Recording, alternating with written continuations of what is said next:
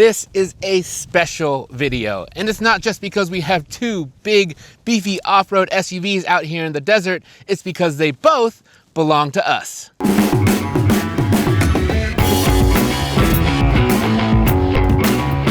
That's right, it's double Toyota trouble for us in the Edmunds year-long test fleet because we have added not only the finally new after 15 years Toyota 4Runner TRD Pro, but also the luxurious yet rugged Lexus GX 550 Overtrail. And we thought, what better way to introduce them to everyone than to go on an off-road adventure. We're going to check out their capabilities, see how fun they are from behind the wheel, and also discuss which one might be better for you to take home. Because even though one's a Toyota and the other one's a Lexus, they kind of cost the same. Now, even though these two SUVs have different badges on the front of them, they have a lot of similarities. Both share the same TNGA platform and even have the exact same length wheelbase. But where they differ philosophically is under the hood, because the Lexus, it's got a twin-turbo V6 and the Toyota instead has a 4-cylinder hybrid. Despite these widely different approaches under the hood, these two actually produce pretty similar raw power numbers. So we thought to ourselves, what better way to settle this than a good old-fashioned quarter-mile run on the dirt. Starting off here in the 4Runner TRD Pro, which is only available with that hybrid powertrain, a turbocharged 4-cylinder and an electric motor. We're gonna run it in 4 high with the multi-terrain select system in auto and no launch control, so I'm just gonna brake torque it at the line. And we're of course have the transmission in its sportier setting, limited to 3rd gear. We'll bump up to 4th if we need it. Let's see how she does. 3, 2, 1, go. Foot to the floor, just let it do its thing. Pretty good launch there, no spin off the line. Come on, there's 60, there's 75, 80, and across the line.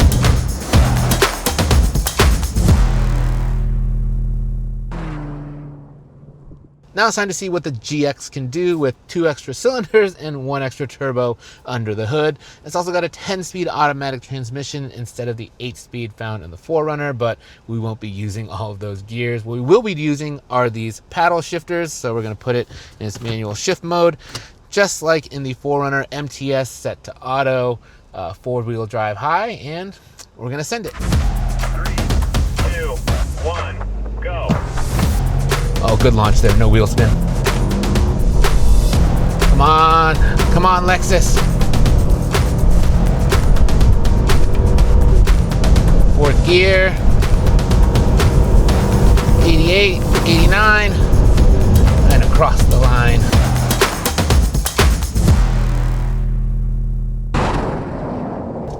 Okay, so based on those results, it's a pretty big win for the GX.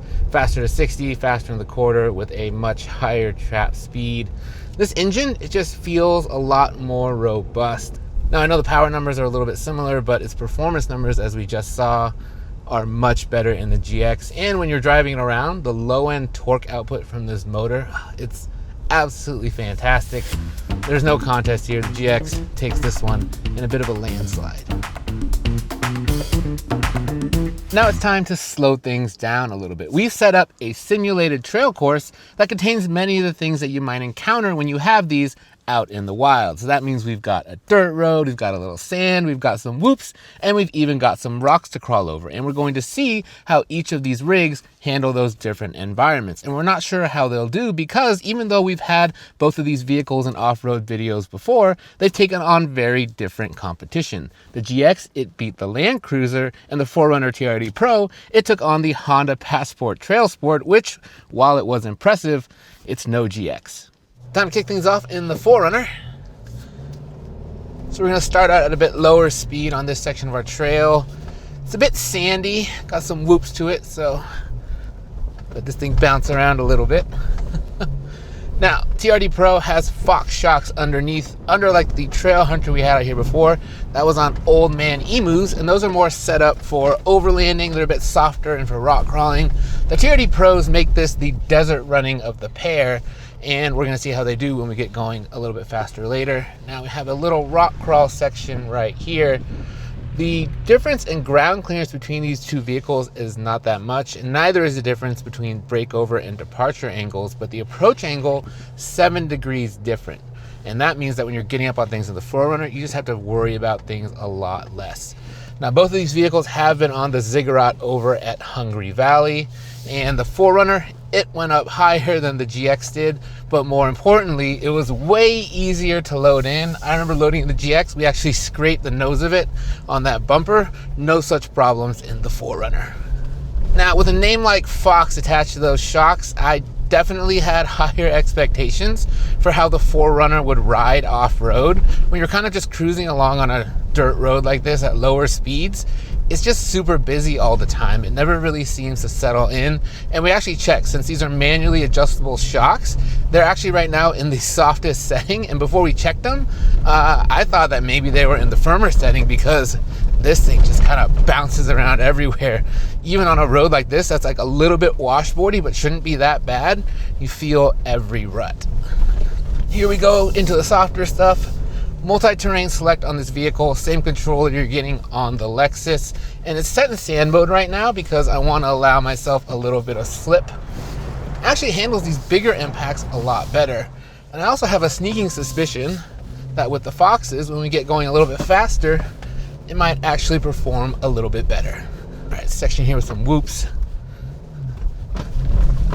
Yeah, these bigger impacts, the front is actually handling pretty well.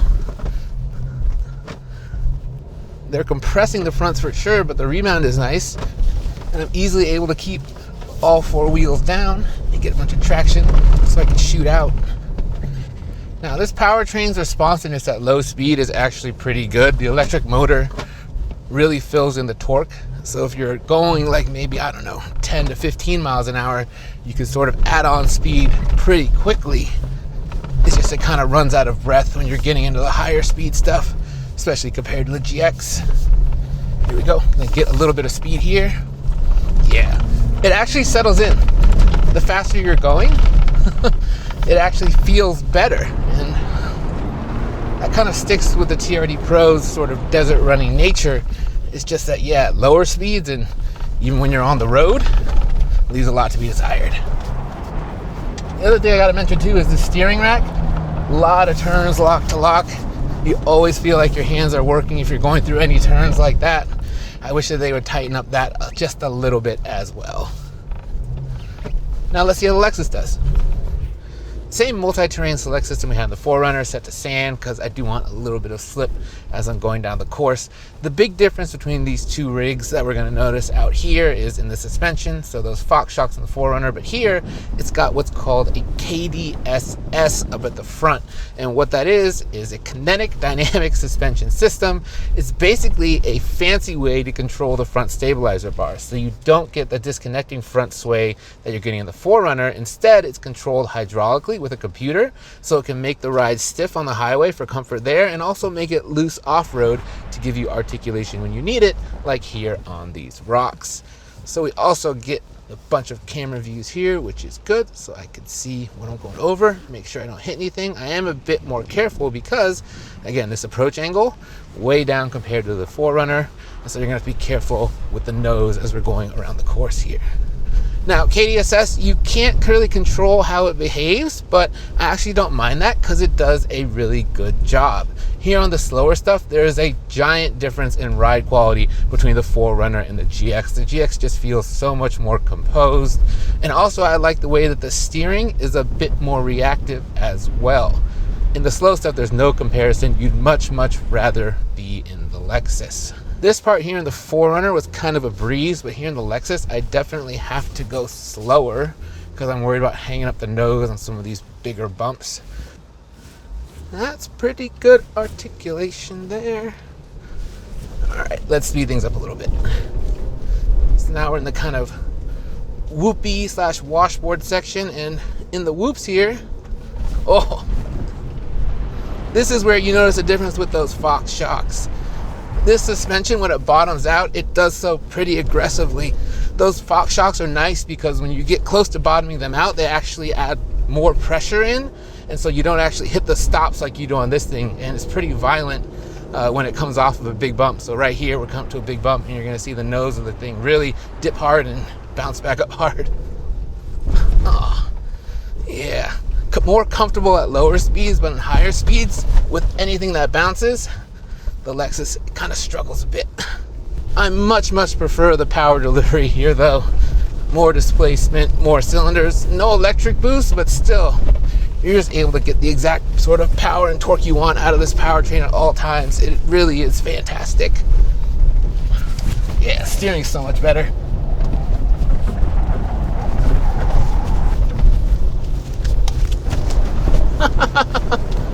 Big rooster. Oh, so yeah, I think at lower speeds, anything like that, you're gonna be more comfortable in the Lexus. It's that higher speed desert running stuff where the Toyota really shines. But if you're not gonna do any of that, I think the GX is the one that you wanna be in. It's also worth mentioning that on the road to the trail, the GX holds a pronounced advantage over the 4Runner. It's quieter, has better steering, and the KDSS does help it to ride much more comfortably. That isn't to say that it's great. There's a fair bit of tire noise and it can feel like a truck sometimes, but up against the Toyota, it's not a fair fight. We've now tested 3 varieties of the 4Runner, hybrids, gas versions, on all-terrain tires, on street tires, and all of them are loud, and the suspension somehow feel too jiggly and too stiff all at the same time. Other vehicles with Fox shocks ride great on the road, like the Ford F-150 or Ranger Raptor, but the rear end of the 4Runner always feels like it's bouncing around and won't settle in. While we're out here, we also wanted to take a closer look at the interior of these vehicles because an off-road drive often means spending a lot of time inside the car.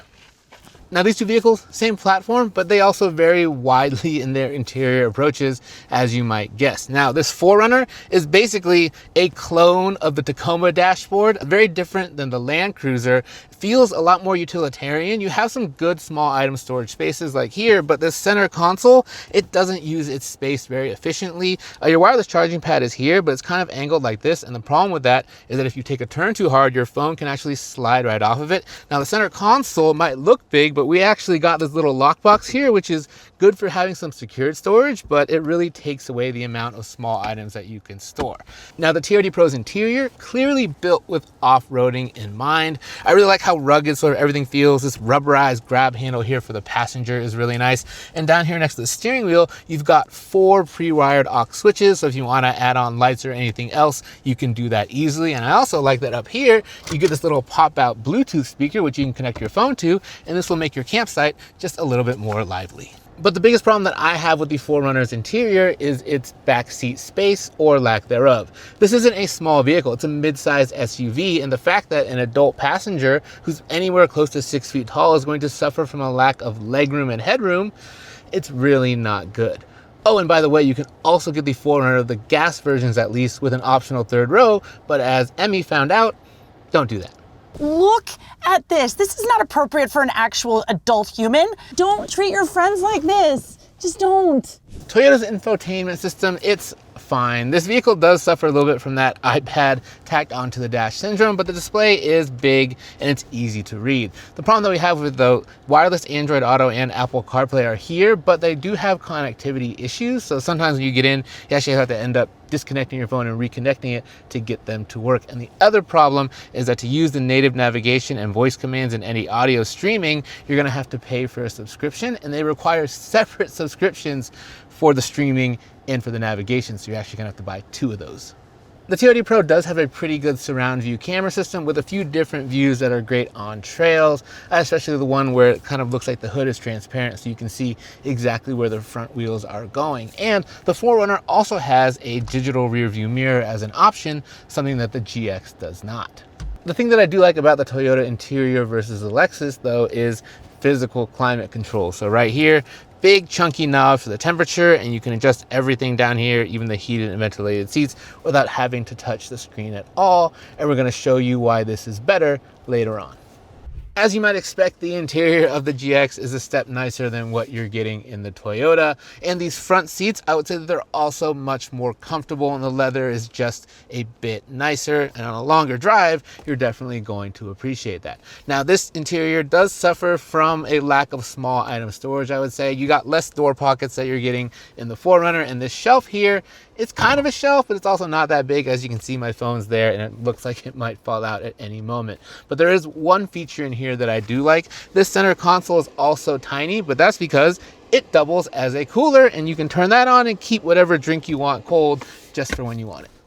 Just like in the 4Runner, the back seat of the GX is smaller than you would expect, but there is a bit more legroom here. However, it doesn't have a household outlet for second row passengers like you're getting in the 4Runner. Now, when you're buying a Lexus, yes, you're paying for Lexus luxury, but you're not paying for really any difference in infotainment. This is gonna look familiar because it's basically the same system as a Toyota, just reskinned a little bit. Now, this screen is also pretty large, but it's not as usable, and that's because those climate controls that I mentioned in the 4Runner, the physical ones, those have all been bumped up here into the screen, something that we don't like because it's harder to use them without taking your eyes off the road. And in this case, as you can see, they also just sort of shrink the area of the screen that you can use because they are persistent. They never go away. Now, you do get wireless Android Auto and Apple CarPlay, but the same connectivity issues that you're going to have in the other one, and also the same problem of having to pay a data subscription to use the native navigation. We really don't like that no matter what vehicle you're in. Now we're going to check out the cargo areas of these two vehicles because as we've been out here, we've been taking gear in and out of them all day, and we've noticed that there's actually a pretty big difference in how functional each space is, even though on paper, they have roughly the same amount of cargo room. TRD Pro comes with the hybrid powertrain, and those batteries got to go somewhere, so that means that this load floor is even higher than normal. Now, we measure it from right here down to the ground, and it's just over 3 feet, and that means that if you're loading heavy things into it all day, or if you're shorter, you're going to have a lot of trouble getting cargo up and into this cargo area. The other problem with the load floor being high is that we measured the distance between here and this sill on the cargo area, and it's only 29.5 inches, which means that taller items, they may not fit in the back of the 4Runner. Now, if you need to open up more cargo room, the back seat does fold down, but you'll notice that as you do so, it actually folds all the way forward as if to give access to the third row, even if you don't have one. The big problem though is with the seat folded down, you don't get a completely flat load floor. So if you're going to camp in the back of the 4Runner, it might be a bit uncomfortable. Now, the GX's load-in height, it's also pretty high compared to a normal vehicle, but it's still about 3 inches less than that of the 4Runner, and that means that if you're loading in gear, it is noticeably easier to do so in the Lexus. But the big difference that we found between these two cargo areas was from measuring this vertical space, because here on the GX, it's about 6.5 inches taller than what you're getting in the 4Runner. And that means not only that you can load in larger items, it just means that it feels like you can fit a lot more stuff. And if you fold down the back seat of the GX, same thing as the 4Runner, it's going to fold and tumble forward to allow access to a third row, whether you have one or not. And sadly, no flat cargo floor in this vehicle either.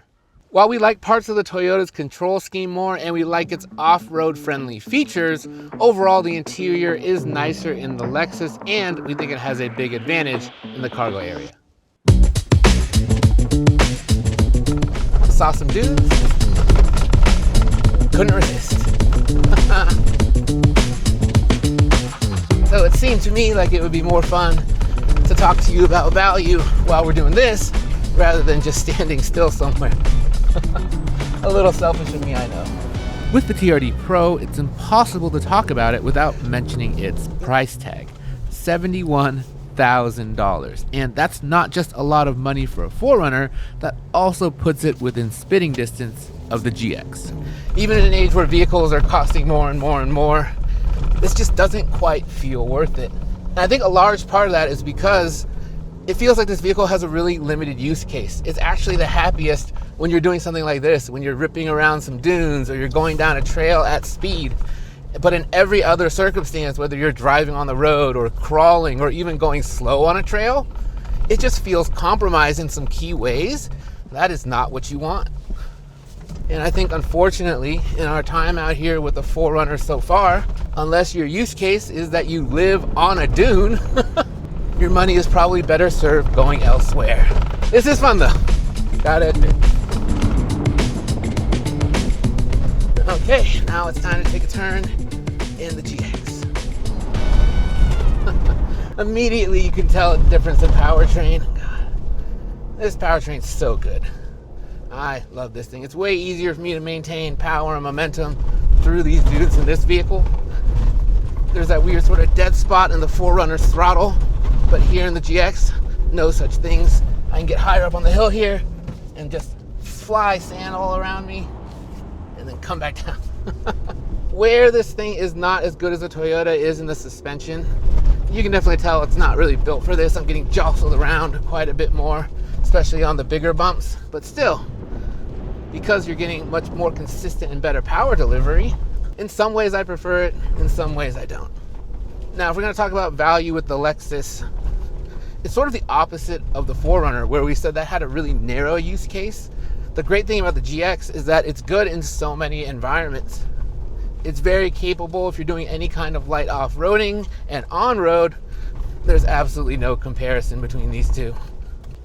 Now, there is an Overtrail Plus version of this vehicle that adds creature comforts but no real capability, so I'd probably avoid that. I think the Overtrail is really the sweet spot, and unlike the 4Runner, this feels in many ways like a $72,000 vehicle.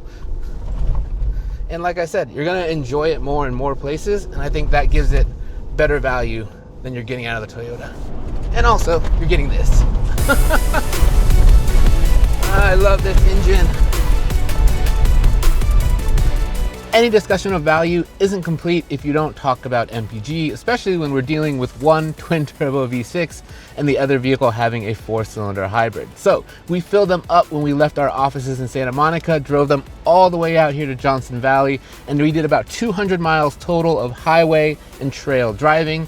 And after all of that, we found that they got the exact same MPG, both of them 17.8. So it seems that at the pump, at least, you're not really giving up anything by going for the car with the bigger and better powertrain. I can't believe that 4Runner is so inefficient. So what did we learn? We found out that even if two vehicles share the same platform, your experiences with them can differ pretty wildly. The GX is a great all-around off-roader, while again, that 4Runner TRD Pro only happy a very small percentage of the time. And the GX is, for me, the clear choice out of these two for a vehicle you're gonna live with, especially if you're gonna drive it every day. The GX already took down the Land Cruiser, and with a victory here over the 4Runner, that makes it a clean sweep for it over the Toyotas. This 6th generation 4Runner, it was supposed to be a big improvement, and it is more livable in some key ways, but I think that in our time with it, and this is the 3rd trim that we've tested, we've had a Trail Hunter, we've had a Limited, and now a TRD Pro, and they've all been frankly disappointing in different ways. None of them really drive well on the road, and yes, the powertrain is better than the old tired V6, but it's not great either. But as we've shown in this video and in our other videos, this 4Runner, it's still plenty capable. That's not the issue. The issue is that after driving it, I just kind of miss the old one. So be sure to stick around. We're going to get up to plenty of mischief with these two in our garage for a year. And as always, thanks for watching.